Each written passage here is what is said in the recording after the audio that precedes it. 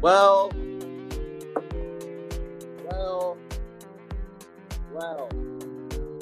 Hold on, what's going on here? Ladies and gentlemen, welcome back to the pod. Let's get cracking. Oh my God.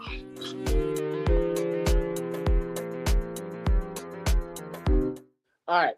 Welcome back to the podcast. First off, ladies and gentlemen, I want to start off the pod by saying happy birthday to the triple OG, effing OG, my step pops, my boy, Dill's boy, our boy, Ennis the OG. It's Ennis's birthday, and it slipped my mind because it was a long day. You know what I'm saying? But gotta say happy birthday to my number one guy, man. Well, now I need Ennis to get in. I need Ennis to get in here. Call him up. I gotta send him the link now because my phone's not. I can't just not know this valuable piece of information and then just Ennis, get in here ASAP so I can say fucking happy birthday to you. That's big news that I just found out. Okay, before we get into the wrestling, we always start off with some yabba dabba doo. And honestly, I have two different headlines that I could use. Either one works here. I'm gonna just keep this well one here forever because it really applies to a lot of different things. Yeah. But I think this one's a little more appropriate. So, I for those of you who do not know, I do run a sports podcast that is a Sharp Sports Network podcast. I am one of 4 co-hosts, but that doesn't mean we can't talk a little bit about sports here because Devin wanted to talk about something that I think needs to be talked about because it isn't necessarily in the world of sports. It's more so in the world of fashion. Absolutely. Exactly. Yeah. So when it comes to the New York Giants, they released some new uniforms today. And I'm just going to show you the uniforms, and then I'm going to let Devin tell you how he feels. Those are the Let's take a good look. Devin. Okay, now, it's not more so about it being bad. It's just that, we're playing football. We're not uncles at a cookout. You feel what I'm saying? And if you look at this fit from head to toe, you can see the polo, you can see the khakis, and you can see what's going on, young fella? It's all in the look, man, and it's not a good one. I mean, it doesn't work for the New York vibe, or I honestly don't really understand how it goes with the New York flow or even the Giants flow. I mean, we got a plaid pants. I mean, what are we doing here? Look at it. Looks nasty. My boy Dylan said, looks like Daniel Jones if it were a uniform. But at the same time, ladies and gentlemen, as much as I roast and bash the uniforms, as they are hideous, let's just get that out the way. I mean, let's be honest. Let's be forward. They are hideous. Yeah, the boys ball. The boys ball. Listen, it's not about the fashion. It's about the ball. But on the fashion tip, not happening. No, but I'm not going to speak on the sports tip because I don't think it has anything to do with that. You are my guy when it comes to fashion, so I'm just going to let you speak. As a fashion, don't get a fucking big head when I say this, but as a fashion guru, okay, fuck you. What do you honestly think of these uniforms? Like I said, man, it's not more so the look. It just, for me, it just doesn't really make sense. I don't know why there's so many stripes. I don't know why the stripes are where they are. I mean, it looks, I don't know what I'm not really sure what the look is going for. You know what I'm saying? Like, usually you can tell what the look is kind of trying to resemble, but like the Giants uniforms, it's like red and white and blue and beige. No, I think the biggest problem for me is the pants because the pants make it look like their ass is out. If you people don't understand that when on a camera, like an NFL camera, it's not all zoomed in. It's a very wide lensed, so it's gonna look like everyone just has no pants on. Yeah, I don't think that's gonna look good. At the end of the day, man, like I said, I mean, I know it's not just me. But it's just I was kind of blown away. I thought it was troll. I thought I was getting trolled on Twitter when I saw it, but it was real. And they are truly bomb pops. Truly fucking hideous. let's just say what that's whatever. Let's call it how it is, man. Okay. So now that's also, Ennis, if you're in here, happy fucking birthday. I Is don't he know in if here? you are, but I'm. How many do we got in here right now? We got 4, and I don't know if one of these 4 is Ennis, but I'm just gonna. If he is, happy fucking birthday. We're And gonna keep saying it the whole pod. that's what I'm saying. Every couple Happy people that birthday join, to I'm gonna have to you. just keep saying it because I do You know what I'm not saying? know which is it. But let's get to the wrestling. Let's get to the reason why people are here, and let's get to what has happened in the last week of the WWE. And starting off, the very first thing that I have, because King and Queen of the Ring are going to be the thick of it, I'm just going to save all of the King and the Queen of the Ring talk till the end. So I'm going to go through Raw, and then we'll preview SmackDown. But if you're like, why are they talking about King and Queen of the Ring? We're going to do all that at the end. Just kind of save all that. So, starting off, first things first, Chad Gable is a prick. He's an absolute prick. Yeah, no, he's a piece. But it's he's a piece of shit. It's a good prick. All right, He's doing his role. Exactly. All right, He's doing his role. 5 more people just joined. If one of you are Ennis, happy birthday. Oh, gonna do that every couple people. So hey, listen, we need him to say something. He's got to say something. I need Ennis to literally just say something. I know he's gonna be in here. 5 fucking minutes. But give him. Can you give him a text? Can you shoot him a text? Ennis, just text me if you're in. If you're in here, just text me. Fucking Chad Gable being a prick is something that I wanted to talk about because we talked about the original Perk Gable. We talked about the original heel turn, but what he has done on the last episode of Raw to me was peak. Okay, he is just an asshole. That's what we're going with here. No, yeah, that's exactly what we're leaning in here. But also, what I kind of love about this is not only are we getting a turn here, we're kind of getting a double turn in terms of not only are we going to come out of this with Chad Gable being one of the biggest heels on the roster, we should also come out of this with Otis being one of the biggest baby faces. Absolutely. Because if anybody in their right mind did not have a sort of sympathy or just felt bad in general when that man was walking away after he got slapped on the stage, I mean, come on now. Like, I mean, Otis's face just after he got slapped, man. So I think we're fucking good. He said, "Thanks, my guys. Hell yeah." We don't have to keep shouting him out every 5 minutes. But sorry, you were saying. No, honestly, Otis needs a babyface push, man. He's shown that he can be entertaining. He's shown that he can actually wrestle. You know what I'm saying? And I think it would be good for his push. But at the same time, Chad's got to keep going with what this is right here. I mean, I love how this is cooking. And I'm very interested to see if Perk Gable is going to actually come out. Because we talked about him, but, I mean, we haven't actually seen him, in my opinion. No, we haven't. And they're just playing this merry-go-round of singles matches that get interrupted, whether it's him, Bronson, or Sammy. And they're going to do that all the way up until Saudi. But I think when it comes to his turn right now, as far as executing it, they're doing a great job. They're doing a really good job. And I hate him, but I love that I hate him. That means that that's what I'm saying. I mean, he's got you on the train, man. I mean, he's doing the right job. All right. I just know you're gonna feel some type of way about this. So there was a fatal 4-way number 1 contenders tag team match on Raw for the Awesome Truth. And it was actually a really good match. Once they came back from commercial break, it was just 5 minutes of fucking craziness. It was the Authors of Pain, New Catch Republic. Creed Brothers. And then the team that ended up winning the match, which was the Judgment Day, Finn Balor and Damian Priest. Interesting. Finn Balor and JD McDonough because of Carlito. Because of Carlito's interference and because of Dominic's trying to get Carlito in the Judgment Day, Damian Priest is like, hey, man, I don't really fucking like you just bringing people into our group. Yeah. And he's like, nah, man, trust me. You want him in the group.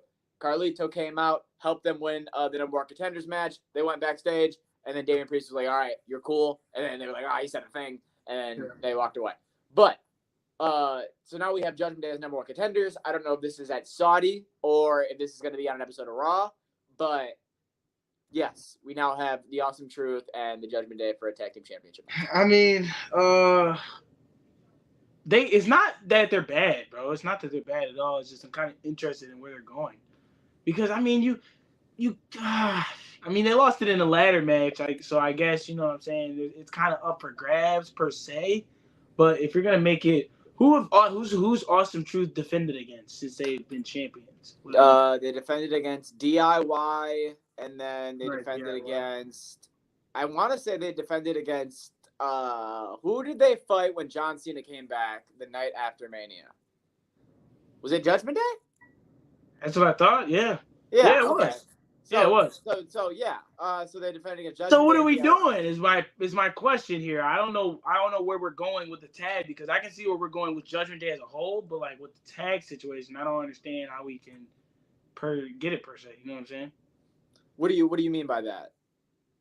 Like in terms of, I don't know what they're cooking in terms of the tag situation. Like I know for Judgment Day, when you say I don't know how we can get it per se, what do you mean by get it? Like what are you looking for? What are you trying to get? Get what they're building for the tag situation. You know what I'm saying? Because they keep pushing the tag thing, but I don't really see what the story is, or unless they just, you know what I'm saying, just keep pushing them. You know what I mean? Because they get kind of my thing is what I think that they're doing is they are in a situation right now where the Judgment Day is what they want us to believe is that the Judgment Day cannot function without Rhea Ripley, right?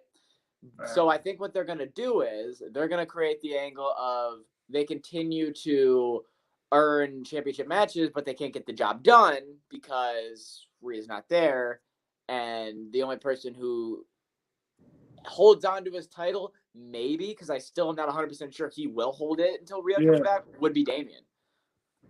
I think Damian's got a face turn coming. I kind of feel it. That promo against Drew was fucking great. It was fantastic, bro. He was cooking. Great.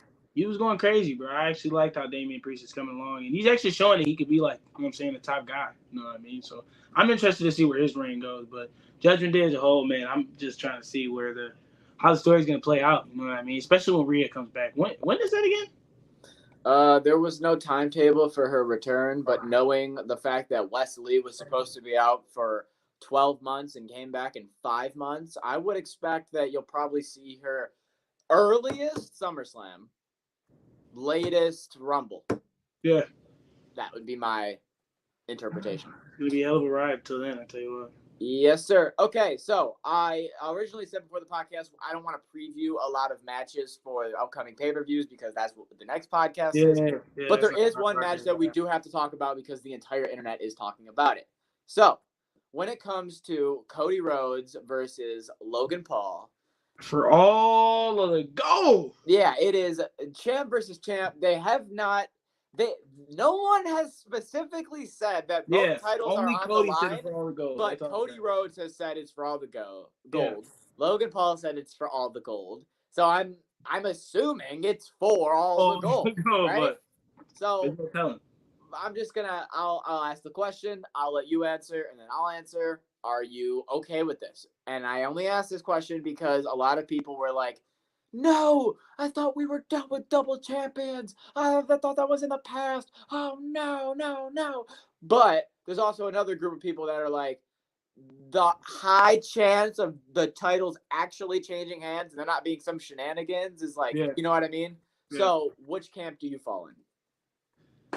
I mean, it's kind of hard to say because, like, I don't really know how Cody's going to be at that level. You know what I mean? But Cody definitely needs to be risen up. Like, that's one thing I've been saying a lot, you know what I mean, with Roman Reigns and how he's been pushed, you know what I'm saying, in terms of the tribal chief and everything that he's done for wrestling in general. That's a hell of a thing to follow up. So to put him on a pedestal, you know what I'm saying, he's high and he's like the, you know what I'm saying, the top guy because he got two of the, you know what I'm saying, biggest championships, or, you know what I'm saying, I know the United States isn't the biggest championship, we got the World Heavyweight and all that, but it is still, you know what I'm saying, a championship that's held to some standard. But I don't think it's necessary, bro. I just don't think that it's necessary right now to put the double championship on him. I think that they should have waited a little bit more, gave him a little bit more sauce, you feel me, let him defend his title by himself, and then earn the opportunity to become a double champion because he's only been champion for what, like 4 months, you know what I'm saying? 3 months, 2 months, you know what I'm saying? Who? Cody hasn't been champion for fucking more than a month. It's literally been a month.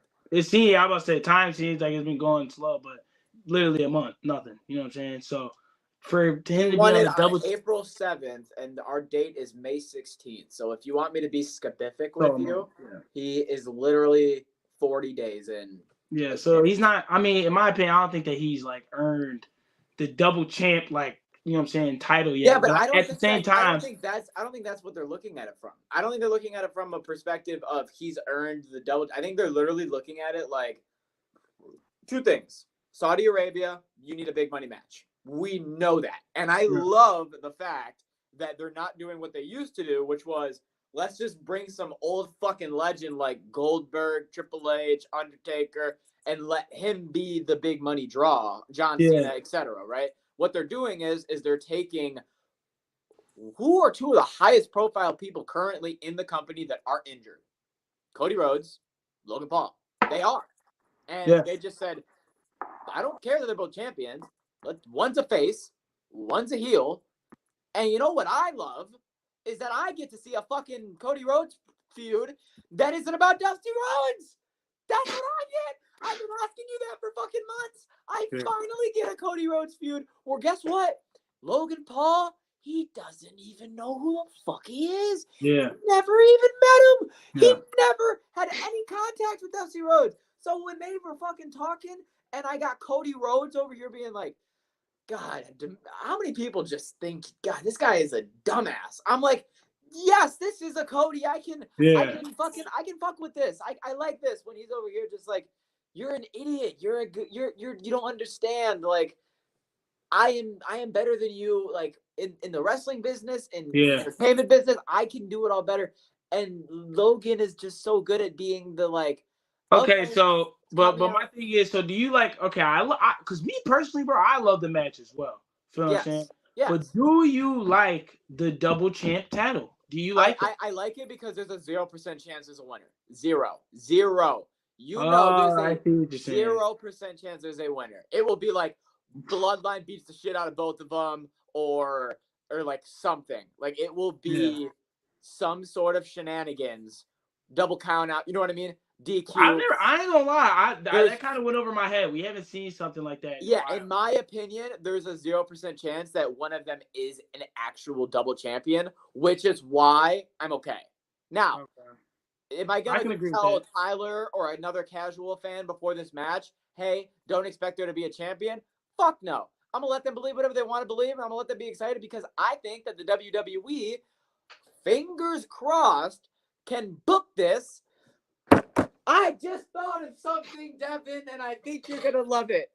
Bro, you want to know how you have no winner in this match? You have Uncle fucking Howdy, who's supposed to debut at King and Queen of the Ring, fuck up both of them, and there's no match, no contest, and the show ends with Uncle Howdy.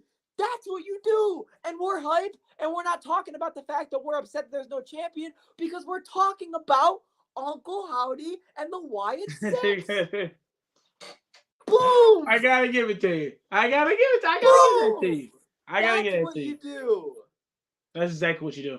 I just cooked that up, and I'm sorry, but that's exactly. Yeah, no, the Wyatt family definitely needs to debut for sure. That is a great take. It's a fantastic take. Now, I'm not gonna have a better take than that, so I'm gonna let you run most of this podcast after that.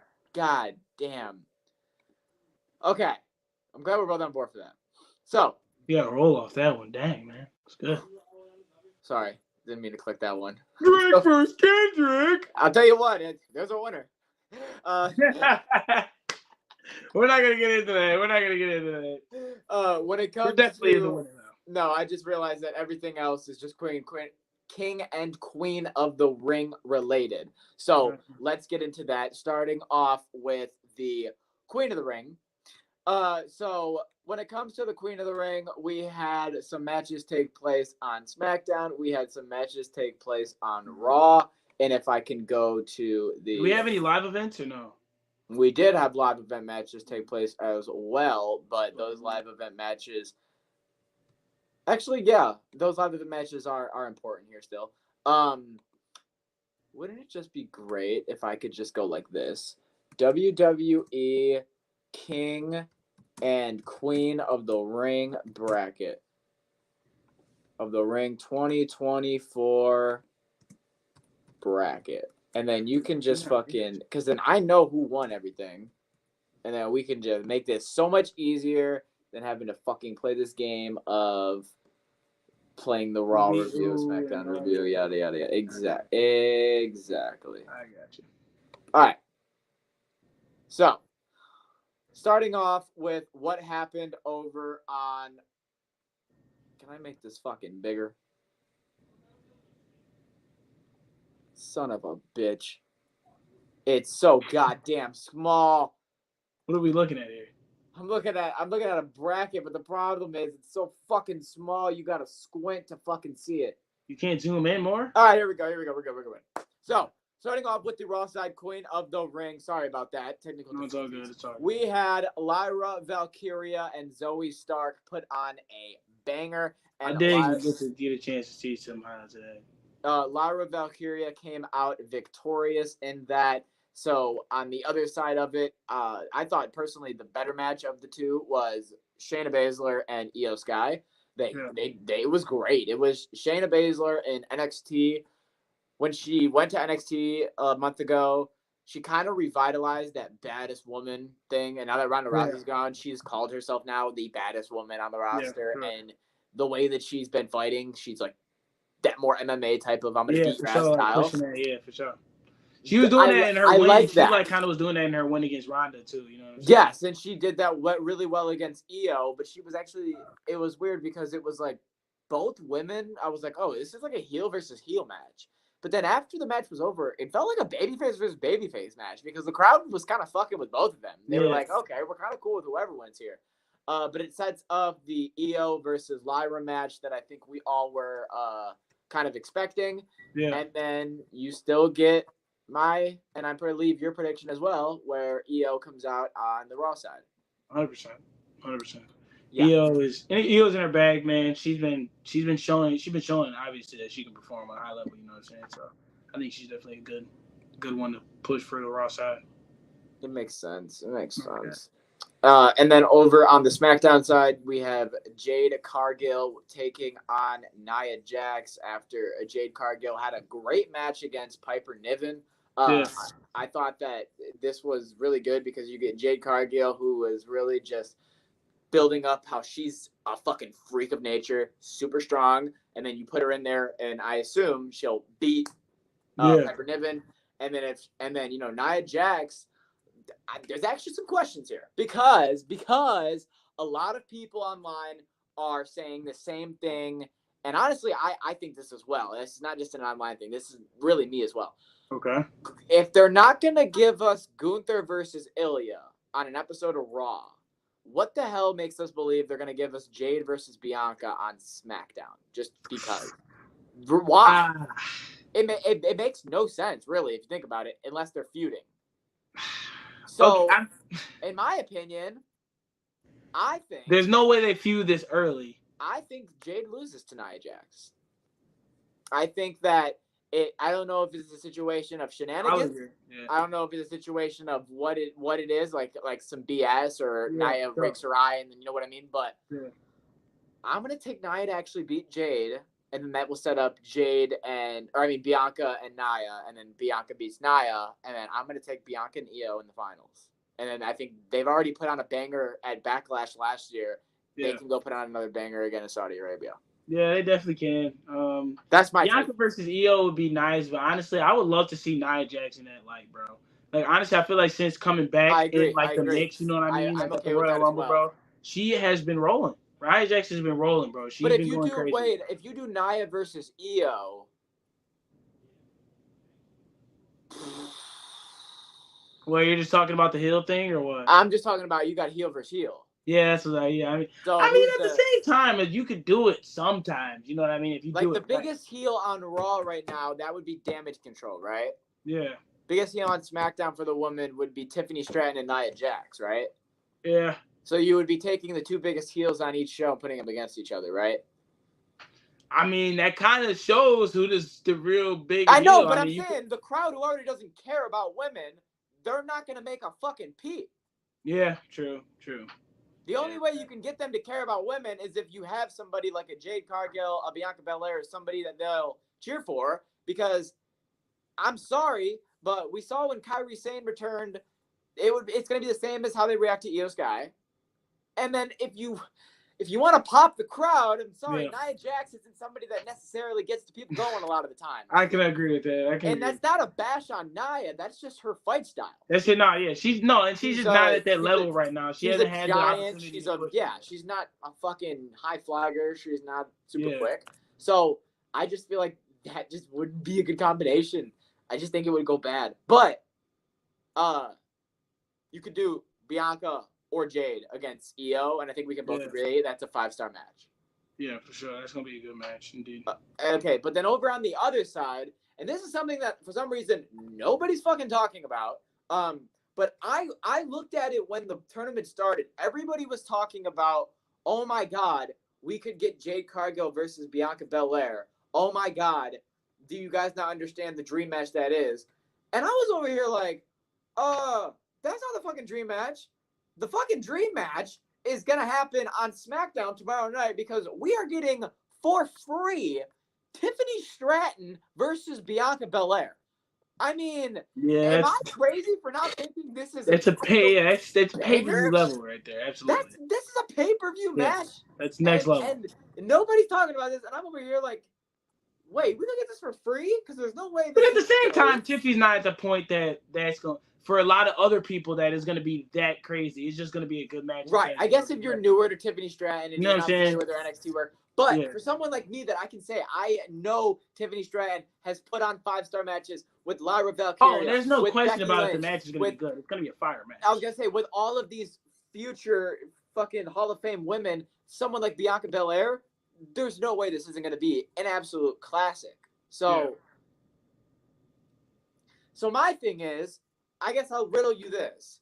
Who has a higher chance of fucking actually losing?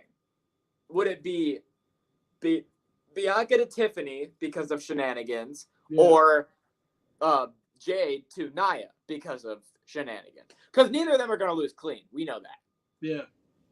Ooh, I mean, when you put it in a spot where you're like, bro, I'll put you on the spotlight here. These two women are, bro, two of the top women in the game. Jade just came in the mix. And although my personal opinion is you should definitely put Jade in the spotlight and give her a chance, you know what I'm saying?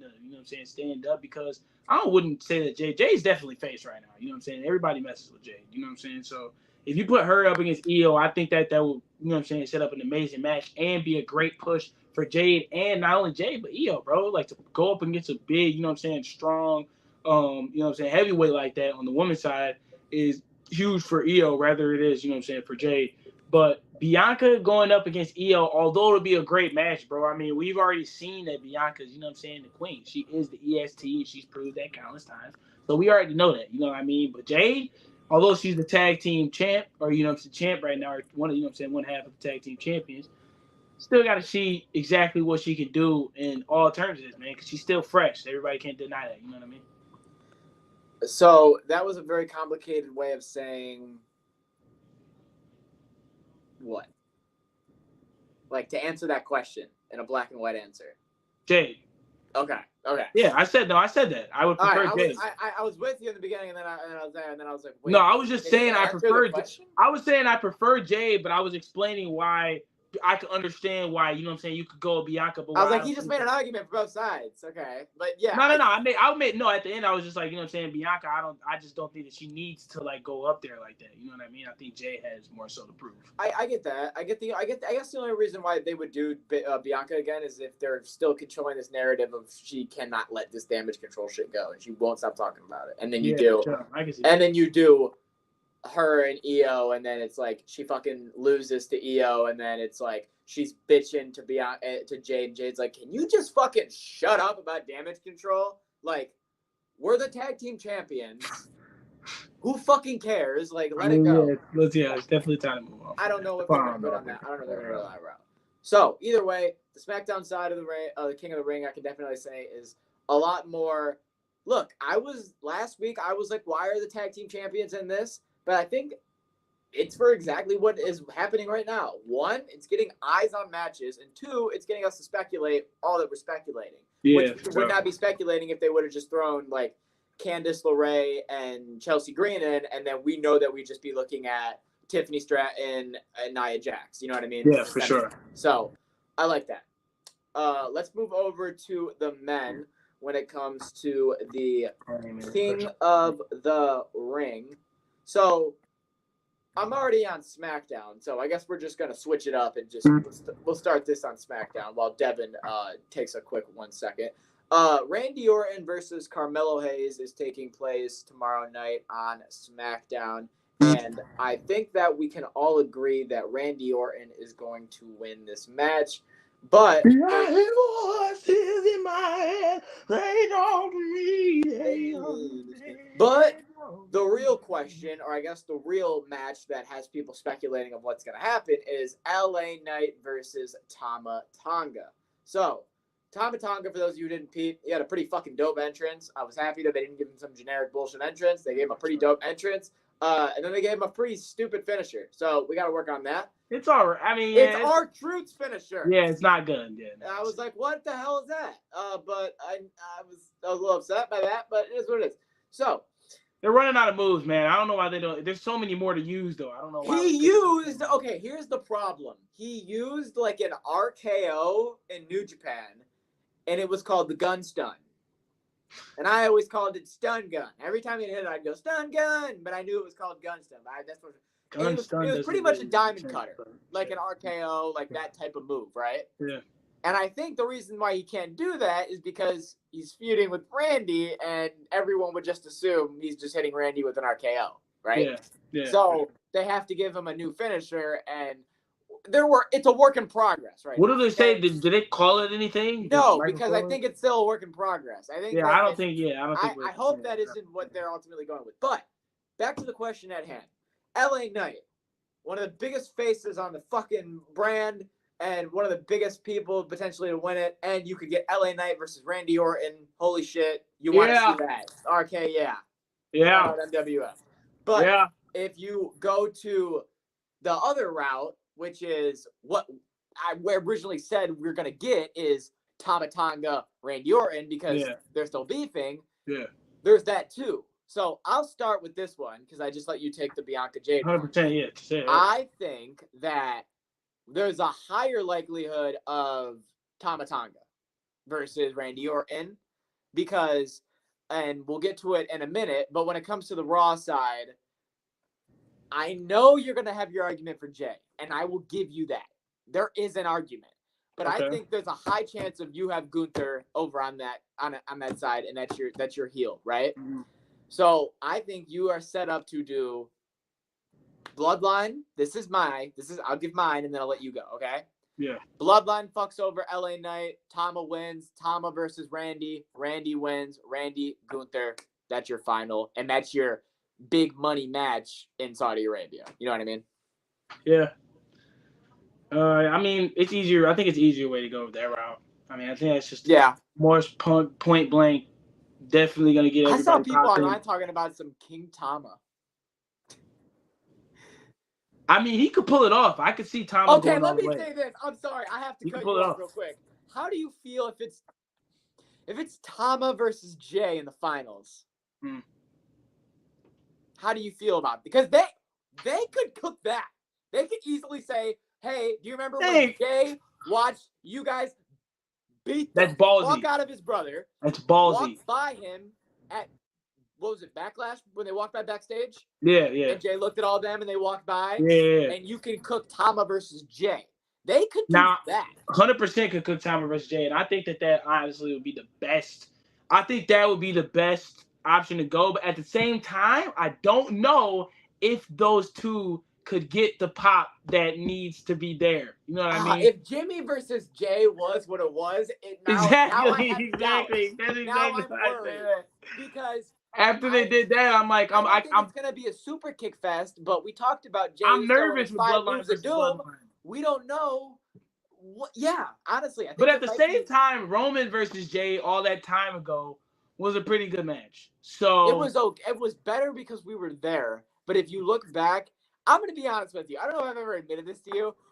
We went to a B pay-per-view. I don't know if you know that, but when you go back and rewatch that SummerSlam, There was No. That's not what I'm talking about. That's not what I'm talking I about. know. I'm just saying to you. If you really go back and rewatch that SummerSlam, there was really only 2 matches on that card that were like bangers. Yeah, for sure. And that match was the longest title match, swear to God, out of Roman Reigns' entire run. It was 42 minutes. It was the longest match. Yeah. It didn't feel like that in person. But that's why I think so many people were like, oh, that match is so long and so out of that. So my thing is when it comes to that, I feel like Jey Uso, okay, is somebody that with somebody at a higher level can match it. Perfect example, Ilya Dragunov. That motherfucker made Jey have to hit more than 5 moves. Yeah. He you know what I mean? But Ilya has that quality. That's what I mean. If you have somebody at a high point, Jey will match him. And that Jey is not the guy who can carry the match. Jey is not the main guy. He's the guy that follows the match. I'm worried because I don't know who's gonna lead that match. They're gonna have Jey lead that match, and that's what I'm saying. I don't like that. But he can't. Is my point. Yes, I don't like that, and I don't feel comfortable with that at all. But I would appreciate Jey versus Gunther. I think that the most popping you're gonna get Jey versus Gunther. You're gonna get it on Raw. Oh yeah, right. Yeah, they are both on Raw. But I was gonna say we could just talk about that now. Well, real quickly, what do you have being the finals for SmackDown? Do you have it Tom or Randy, and then who do you have winning that? Yeah, Tom or Randy. Yeah, I got Randy winning. Okay, so you do have Randy. Yeah, Randy. I think that's the safer, smarter. Yeah, 100%. Yeah, no, 100%. Yeah. I think that is going to go the safer. Moving on to the Raw side, we had Jey versus Ilya, which, and like I said, was a great match. People online, however, felt some type of way. People were like, "Oh my God, you're gonna tell me that Ilya Dragunov, who lost 1 match in the last fucking year, just lost to that shitty spear and that splash of Jey Uso?" No, okay. You can't get mad at the finish because that's Jey Uso's moveset. You can't get mad if you don't like it. Right. But people online were like, really? Like that's what takes him out? Like this and that. And so I just want to say this. I don't think Ilya gets damaged or anything by that because Jey Uso, in the minds of the WWE, if they had a power ranking system, he'd be number 1. Yeah, so you know what I mean? I don't think it affects him at all. And when it comes to the people who are complaining about, just like you said, when it comes to the people who are complaining about that spear, that super kick, and that splash, that should not be the combo that beats Ilya. Well, that's the combo that beats everybody with Jey Uso. That's how it goes. What else do you want? That's what. At the end of the day, it was a good match. Jey performed decently. Ilya obviously delivered as he does, and that was just what it was. I thought it was a good match. Yeah, and also what else was a really good match was Kofi and Gunther, because there was a story there of Gunther took out Xavier Woods, so Xavier couldn't defend his King of the Ring, so Kofi's fighting for his boy. Kofi, honestly, he felt like a heel during the match. He was trying to take out Gunther's leg. He was fighting dirty, but it wasn't he was fighting dirty because he's a heel. It was he's fighting dirty because he knows he cannot fight how you're going to beat somebody like Gunther. You have to be dirty. It's a Hulk. You gotta take them out one by one. Yeah, you gotta target the leg like he was doing, and that's exactly what was great about the match. Kofi, he had a trouble in paradise, but ultimately, obviously, Gunther won. So now we have Gunther versus Jey. I know where I stand, and I know where you stand. Okay? Yeah. It's very simple. We're in different camps here. I'm in the Gunther camp. You're in the Jey Uso camp. Yes, but I mean, he's the ring general. I mean, then here's my thing. I don't see either of these guys.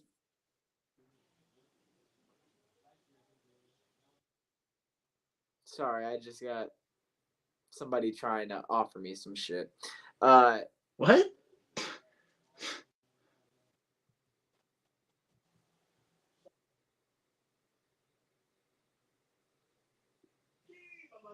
That type of shit. Oh. But when it comes to King of the Ring and the Jey Uso and Gunther situation, I am very confused how neither man, in my mind, is gonna lose clean. Like they both need to be protected.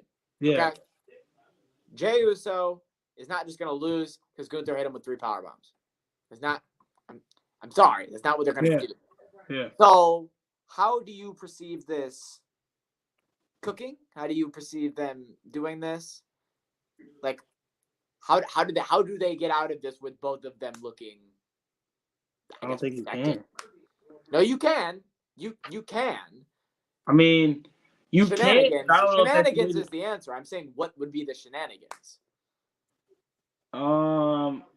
Honestly, I could see either. No, I couldn't see. I mean, I don't shit. I don't think it's going to be Judgment Day because there's no reason for Judgment Day. No, Judgment Day wouldn't come in. I mean, Ludwig. I mean, is he messing with him right now or what? How is that? Ludwig, actually, that's a great point. Ludwig could.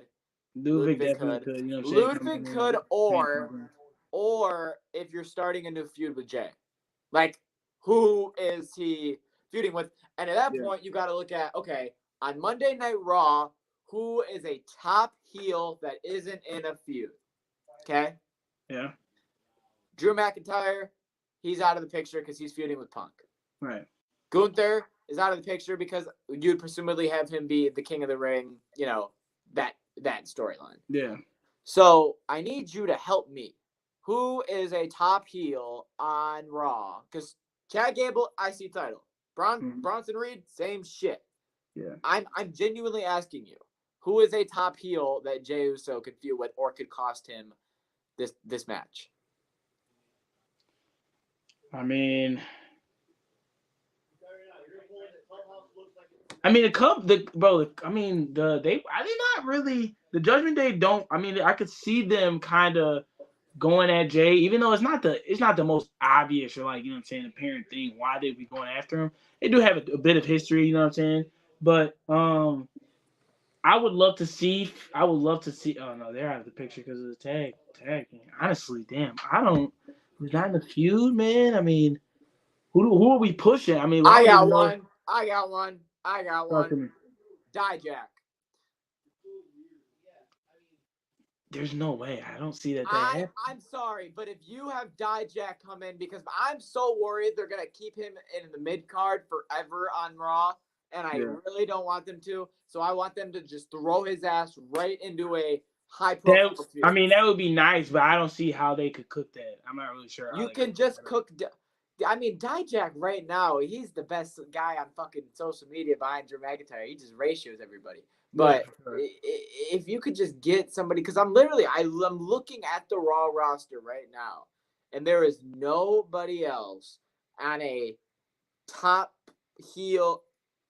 Karrion Kross is doing stuff with New Day because he just talked to Kofi or whatever on Raw. Yeah. So, in my opinion, that's the only fucking guy. Braun Breaker is a face. Braun Strowman's a face. Or Ricochet. I was thinking the same thing because he kept saying shit to Ilya like, next time I see you, the outcome's gonna be different. And then he saw him again and was like, hey, I just want you to know, when we fight again, like, that's not gonna happen. And then he saw him again on Raw and told him the same. I was like, bro, we fucking get it. Like, if you fight him again, you're gonna beat him. But like, the fact that he kept saying it was like, what are they alluding to here?